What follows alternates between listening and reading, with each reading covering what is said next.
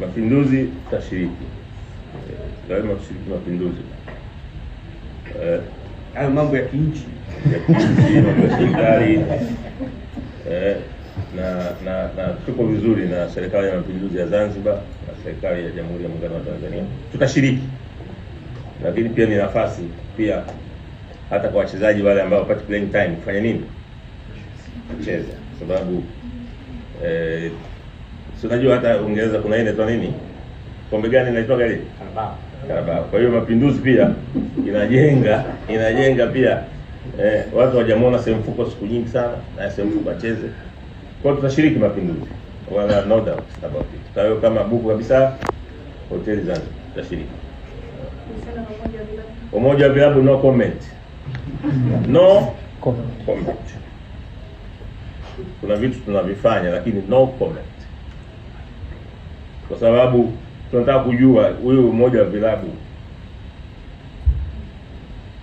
jinsi ulivyoundwa, constitution yake, na unafanyaje kazi, na kama ndio viongozi wenyewe wanabagaza vilabu. Tunataka kujua. This is serious. This is very serious. Kwa hiyo no comment mpaka until further notice. Na nikiingia napata nini?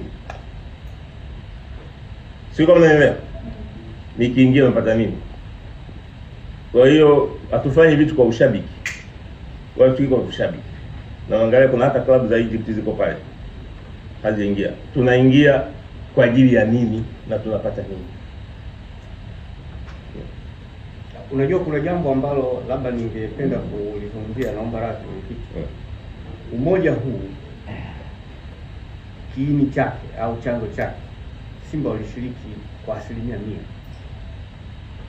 Na wala sio jambo ambalo limezuka. Ni jambo ambalo limekuwepo kwa muda mrefu. Na kama hamfahamu, Simba ndio klabu iliyoko nominated miongoni mwa vilabu 8 Afrika kushiriki African Football League.